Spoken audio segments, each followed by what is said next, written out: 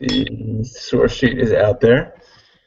Okay, Rebels, I'll do a little chumash this morning. Got Rafal here at my side, who is joining us live. Rafal, if you want to chime in anytime, feel free. Okay, we'll start at the beginning of the parsha. If you have the PDF there, so the Pasuk says, "Vayitzav lemor kol samrun la'adoni le'esav ko amar la'avdecha Yaakov im lovan garti v'yicharan ato." So that's the message that Yaakov Avinu sends to Esav and to his troops. 400 people who had come with him. The Little Measure says, as I recall from when I was a little kid, actually says the Arba males Ishimo, the 400 men, was actually 400 generals, and each one of those 400 generals was in command of 400 troops. So he had 1,600 people with him. And the message he says is, I'm coming back from the house of Lavan, and Lavan Garti V'Acharar Ato. So Rashi says, famous comment over here, that Garti literally means that I've been living with Lavan for the last 22 years, or 20 years, whatever.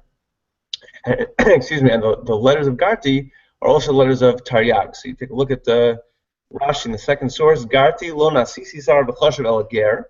So first pshat in Rashi, which we'll come back to, is I didn't become anything special. I'm not a king. I'm just a ger. Don't get so convinced that you're threatened by the fact that Yitzchak gave me the brachos, because in the end of the day, where did I get? I'm just I'm a little shepherd over here. And after all, the bracha was, have a gevir la'achecha shalom askamin.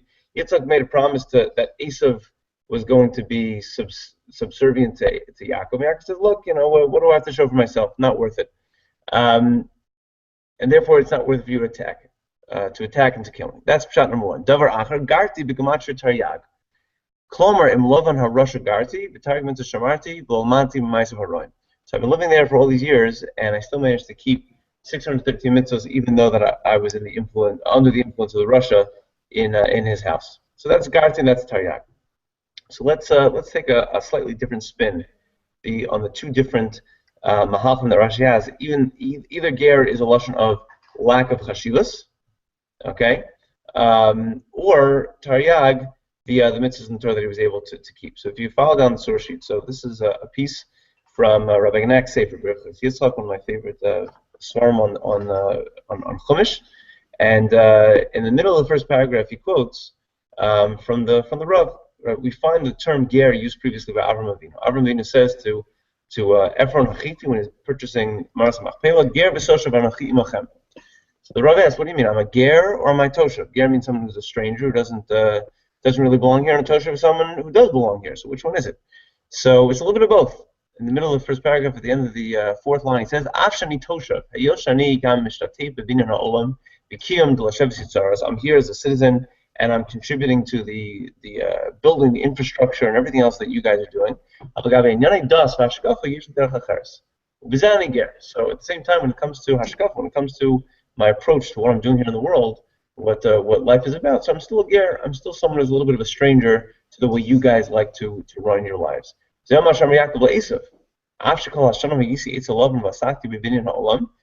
All the years that I was by Lavan, so I was making amassing wealth for myself, and I was building a fortune. But at the same time, when it comes to hashkafa, so I remained a stranger to Lavan. Meaning, he's borrowing from the same language that his grandfather Avram used to communicate with the people he was surrounded by. To say that I might have the same occupation as you, but my hashkafa is still going to be that of a ger. Totally separate from the way that Lavan holds himself and runs his universe. So that's why Yaakov was zocha to continue the legacy of Avram and not Esav, because he was able to maintain the same approach to life that we find by Avram. Okay, so the lashon of gerus in this context, not just as a convert, obviously, which is not what we're talking about, is something that Yaakov starts with when he enters Eretz Yisrael at this point, and really maintains with him throughout his life. And the place where that once again shows up in the next source, the Sifri and Devarim, even though this is from the Medrash and Devarim, this is something that we recognize from the Haggadah. Yered Mitzrayma, Malamed Shlo Yared L'Shakea Ela Logur Sham. Pasuk says Yered Mitzrayma when we're going to this is. Fast forward Parshas Kisavo. Parshas Kisavo, the Mikra Bikurim person comes to Yerushalayim with the Bikurim and goes through the whole the whole story of Arami Ovid Avi, like we were talking about the other day, the history of Klal Yisrael leading up to Vayevienu ala Aretz Hazos. And so when he's describing the original Yeridas to Mitzrayim, so Malam Shel Yar L'Shtakeya, when Yaakov Avinu came to Mitzrayim, he did not plan on staying there long term. Ela Lagur Sham, to be there as a stranger, which is interesting because L'Shtakeya, right, in modern Hebrew, L'Shtakeya, or what would be the proper conjugation? Shikuim are investments, okay? Meaning something you invest and you put a lot of money into. So Pashut Pshat means that Yaakov Avinu didn't plan on coming there for a long time, but just to be there temporarily as a stranger. I didn't really, dig roots there. But on a deeper level, once the term Giris is used in Yaakov Avinu's language, that means I didn't plan on becoming part of the culture there. I plan on becoming separate, but at the same time I have to hang out there until the famine passes. Earlier in Bereshis, when Yaakov comes to Mitzrayim and Yosef brings a few of his brothers to meet Paro, the source number 1 on the second page, we're shepherds. We need to graze our flocks, and we have nothing to feed them back in Eretz Yisrael. So, but we're here lagur ba'aretz, just temporarily because we have nothing to feed them back in Eretz Yisrael. Ki chaved arav ba'eretz Canaan, because the famine is very strong in Canaan. Ba'ata yeshvu na'avdecha b'eretz Goshen. So we see a transition over here. On the one hand, they tell Paro we're just here lagur sham, but then they throw in a few extra words, which maybe they don't mean so seriously, but ultimately comes back to haunt Klal Yisrael. Let's live here. So we're going to be a ger, but now we're going to live here. Once they start to live there, so then that's when the trouble starts to brew, because it's very hard to become to be a ger and live there at the same time and remain the ger that you started with. The next source, at the end of Parshas Vayigash, at the end of the lifetime of Yaakov Avinu, so we already find Vayishav Yisrael Beretz Mitzrayim Beretz Goshen. So now it's not just living there, but the second stage after you live there is vayechzuba. You take root, like an achizah. It means hold on to something. When we talk about the inheritance that Klal Yisrael had in Eretz Yisrael, we call it the stei achuzah. Every plot of land that the Jews got as part of their chiluk in the shevet was called stei achuzah, because you have a grasp, you have a hand on a specific piece of property, which makes your permanence there more concrete. So that's what seems to be happening when it comes to Klal Yisrael in Eretz Mitzrayim. Beginning of Parshas Vayechi, Yaakov Eretz Mitzrayim Sheva Ashrei Shana, Vayihi Me'Yaakov Shnei Chayav Sheva Shana V'Arba U'Ma'ashana. Total lifetime of Yaakov Avinu was 147 years. The last 17 of those years were the years that he was in Mitzrayim. Rashi points out that Parshas Vayechi is known as the parsha that's stuma, meaning that at the end of every parsha in the Torah, mamash every single parsha except for Vayechi, there's always a break of at least 9 letters, sometimes more, but at least 9 letters that indicates that the parsha is over. When it comes to Parshas Vayechi, it just flows naturally. Right after Vayigash goes right into Vayechi, like any other pasuk in the Torah. You don't even notice from the text, from the letters in the Torah scroll itself, that there's a new parsha beginning. And all the Mepharshim try to explain why that is. Something was closed. Sasa means there's no opening. There's no break. Sasum means it's close. Like stam, nondescript, totally indiscernible. So why is it sasum? Why does it Vayechi begin with no introduction, no break from the previous parsha? So one pshat Rashi brings is that it was nistam einav shel Yisrael. Nistam einehem believim shel Yisrael. When Yaakov Avinu died, that was like the curtains had fallen on that era of the Avos, and it was almost like they were, because that era ended, so their eyes were closed, meaning the light was not shining on the Jewish people anymore, and that's how they slowly slipped into the Shibud. Another pshat Rashi brings is that Yaakov Avinu was going to reveal the cakes when Mashiach was going to come to the Jewish people, to the sons of Yaakov, and he tries to, and he's not allowed to. And it was nistam mimenu, meaning the ability to reveal when the Geula was going to come was blocked off from Yaakov Avinu. So that's the Pashut Pshat in nistam mimenu. So we're going to see another pshat in that, but we have to go to another epic in Jewish history, and that is the Churban. We find a very interesting statement of the Maral Diskin. Maral Diskin wants to know, you look in Parshas Mishpatim. Parshas Mishpatim starts off with the laws of the Eved Ivri. And the halacha is that he sold into slavery for 6 years because he stole and he can't pay back whatever it is he stole. And at the end of the 6 years, if he wants to stay working for the same adon, he's allowed to, but he has to have his ear pierced. And Rashi says over there, why does he have to have his ear pierced? Because the ozen sheshama etzel Har Sinai avodahem lo avodim, the person who stood at Har Sinai and heard HaKadosh Baruch Hu say, "You are my servants." You go ahead and instead of being a servant for HaKadosh Baruch Hu, you add an additional adon, you add an additional master.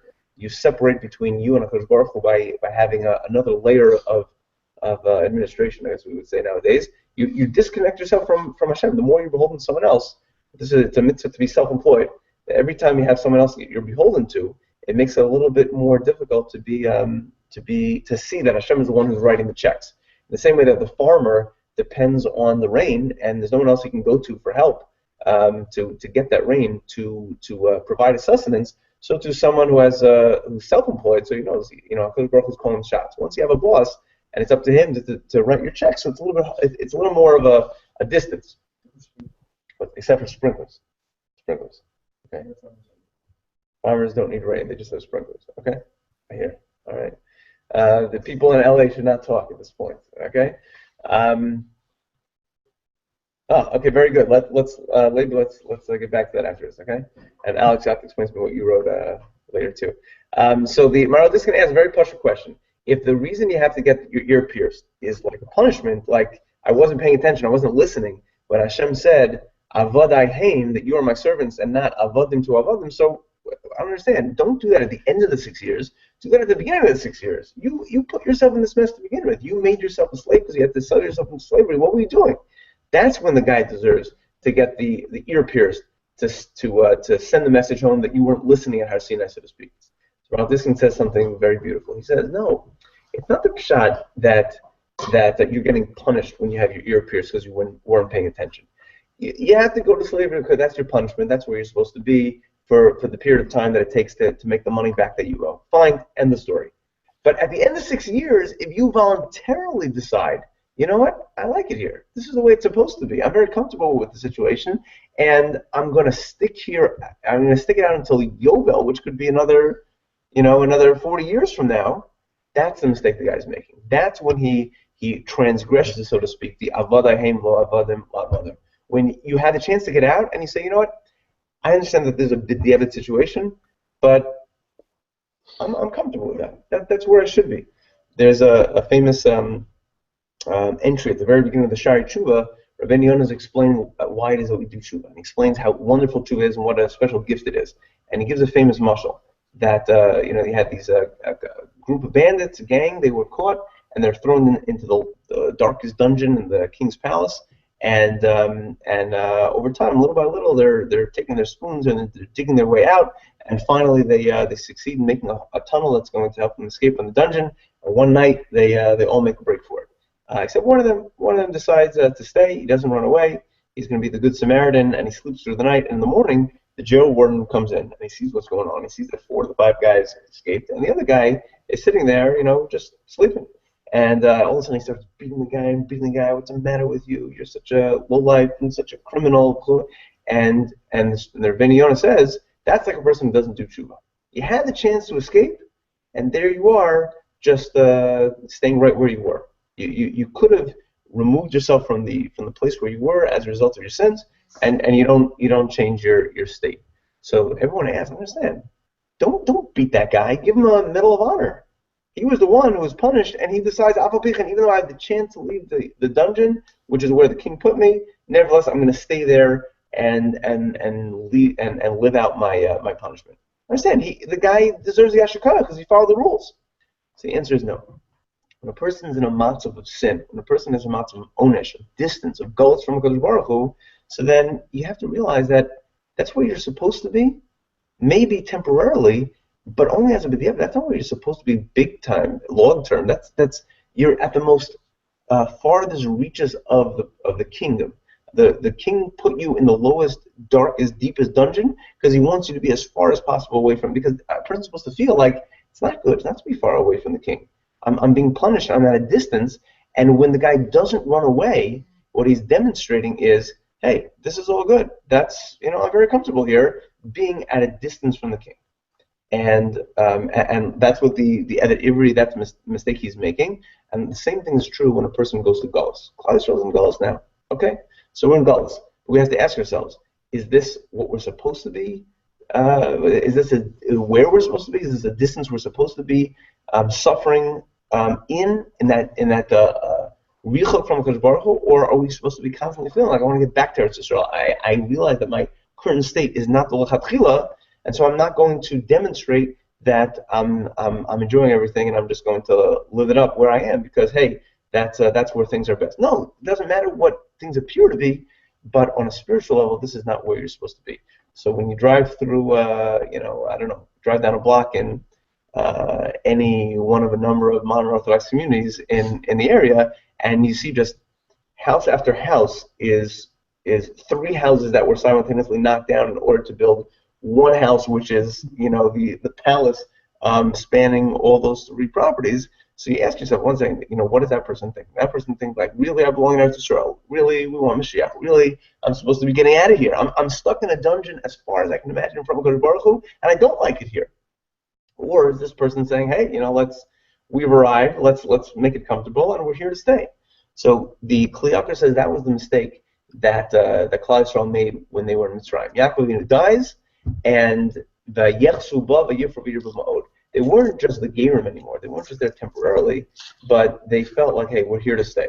And if you skip to, this is the end of page 2, the Kli Yakar writes that's the pshat in Nistalka Shechina Mimeno, that the steam of it, the closed eyes and closed-mindedness of Klal Yisrael that's represented by the Parsha Stuma at the beginning of Vayechi represents this. The bold letters, כי מידיע זו יימשך נזק זה של יקרו אוסיב ויבקשו פני הדורס הקודמים ויבקשו לשב כמסיישם מן הגאולה.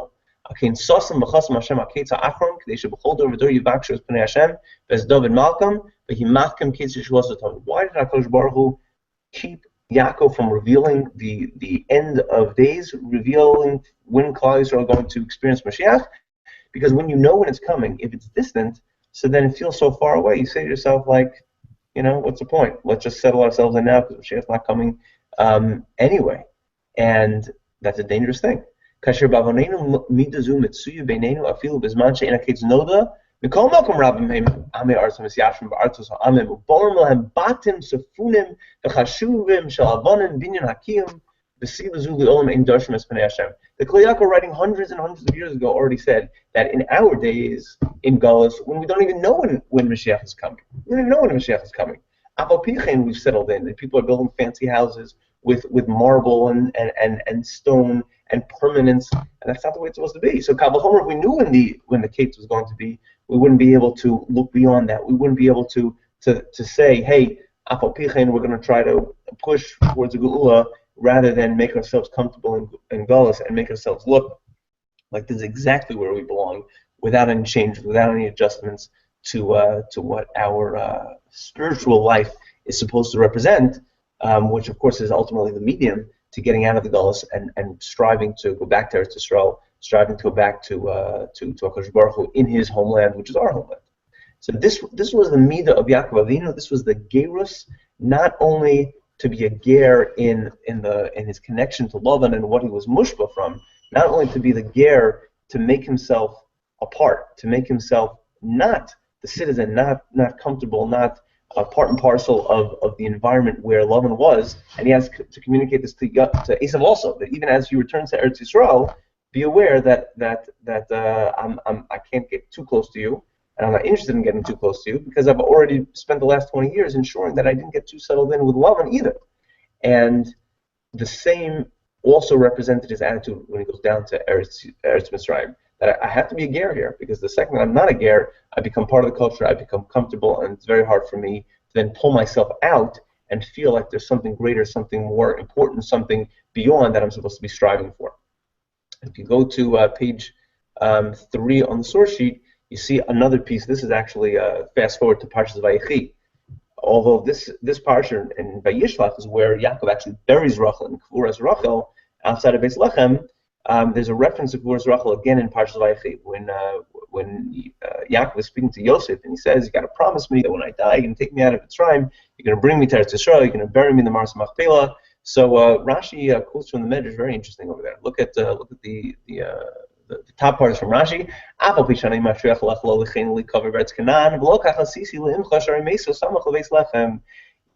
said to Yosef, "Do me a favor, take me out of here." And even though I wasn't matriach myself, so to speak, to put your mother in a proper burial, and I buried Rachel on the side of the road, and here I am asking you to schlep me all the way from Mitzrayim up to Eretz Yisrael. How do I have the chutzpah to do that? So he says, not so fast. Don't think that was me just being lazy. He says, I know you may have tainas on me. Fourth line, Aval dalchash al pi adibra kivarti Hashem. HaKadosh Baruch Hu commanded me to bury her there on the road. Shetei Ezra lebaneha k'sheyigol, something was running you over there Hashem. Because in the future, when the Klal Yisrael is going to Gullus and they're being exiled from Yerushalayim, they're going to pass by, of course, Rachel and Yatzis Rachel al Kibru Bochem Avakesh Salam Rachim. Everyone knows Rachel comes out onto the road and she davens on behalf of Klal Yisrael. Rachel Mavaka al Banel, Rachel Mavaka al Banel, Kol Baram and Nishma. That's Rachel crying, and it's in her zchus. Ultimately, we're going to come back, and she came out to take part in the tefillah on behalf of the exiles who were leaving right then and then at the destruction of Eretz Yisrael of Yerushalayim and Beis Hamikdash. So the question is, what's shaychus? Yaakov Avinu says, "Don't have tainas on me that I didn't bury Rachel in a proper burying place. I buried her on the road. But I'm bothering you to take me out of Mitzrayim to Eretz Yisrael to give me a proper kura. Why? Because I buried her there because of the gullus, and she's going to stick up for the exiles and help bring them home. But that is supposed to somehow be a justification for why I'm being matriach you to bring me to Eretz Yisrael. But what's a shaychus? What does Yaakov have to do with returning the exiles? Where do you see that he ever is on that road davening with Rachel for the people who are being exiled from Eretz Yisrael? So to that, Rabbi Ganak answers, Ashemir Levar V'zeh, Yaakov Amal Yosef, Shemei Osef Tam Shukover is Rachel al Derech, the same reason that I buried Rachel on the way.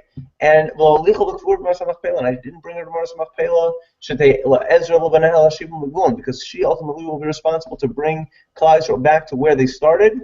Likewise, that's the justification, that's the rationale between as far as why I should be matriach you to bring back to Eretz Yisrael,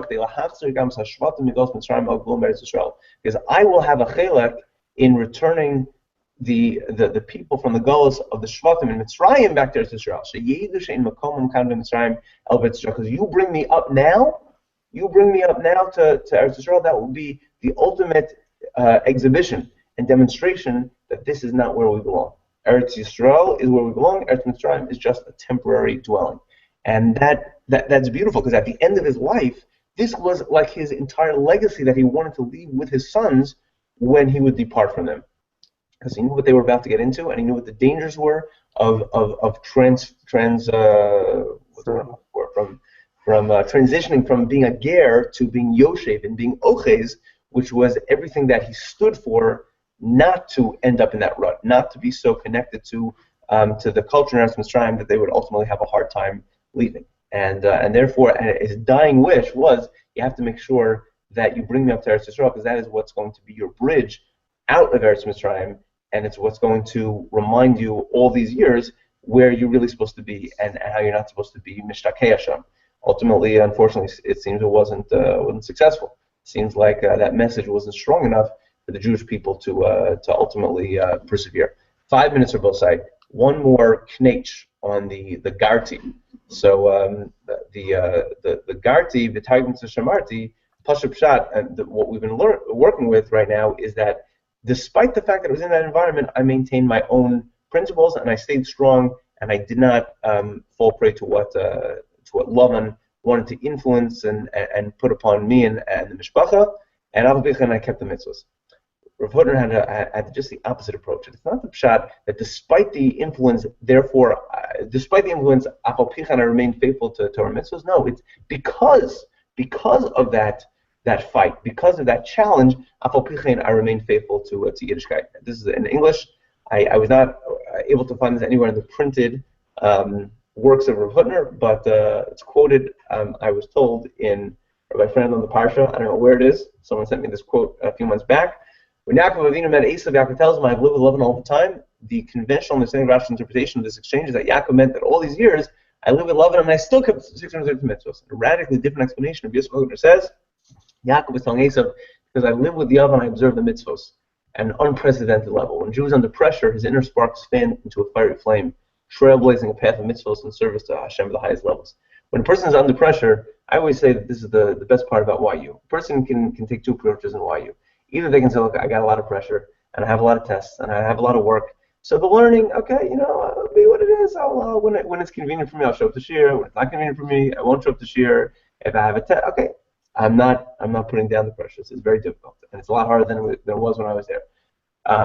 Masking. But a person should realize that HaKadosh Baruch Hu is also giving you a gift. He's not saying, oh, I want you to, you're going to go to YU, you're going to spend a lot of time in college, and you're also going to have to be in Shiur, and the Siyata Dishmaya, maybe you'll still be wearing a yarmulke when you come out. Entire mitzvah shamarti, I'll be kosher, I'll be able to keep those mitzvahs despite all the negative influences. No, adarabba.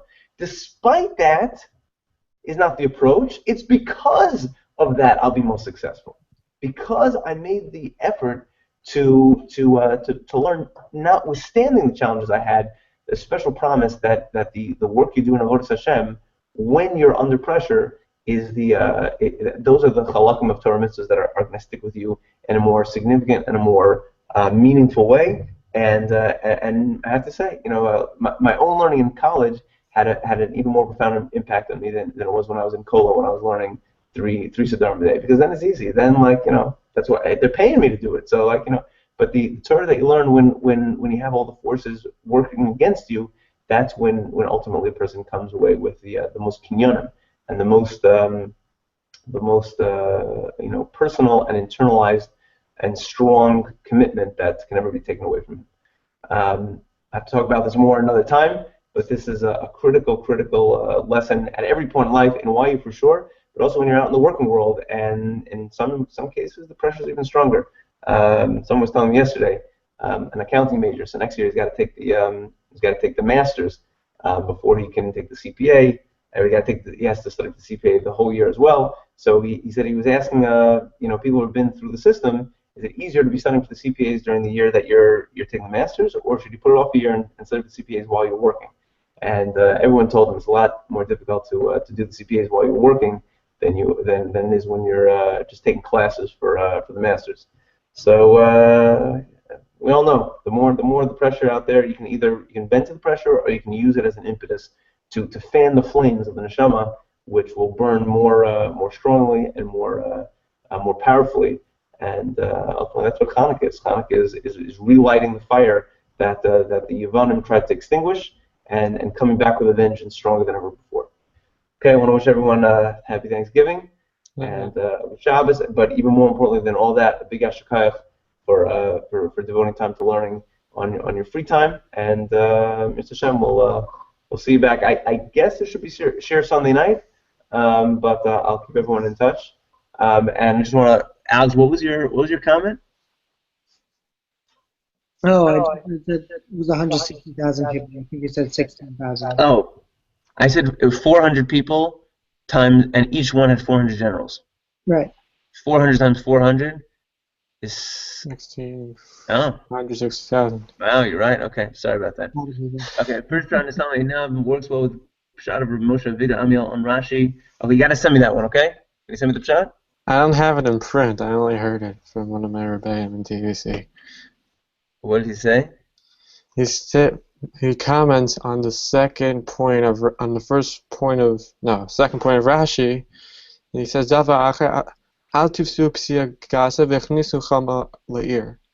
Rav Moshe Victor Amiel asked, well, why did Yosef have to tell the brother this? The brothers have already been there and back twice. They know how to travel to the end. So Rav Amiel explains on that pshat that the reason that it was more of a symbolic nature, meaning that you have to take advantage of what you have while it's still daylight outside, so that way, when things get dark, you'll still be able to work your way through. That was good. That's a beautiful pshat. Yeah, beautiful. Good cash, it's a good teretz. Okay, Yeshukayach. Bosai, Yeshukayach. Talk to you soon. Thank you. Thanks, Avi. Sure. Have a wonderful turkey day.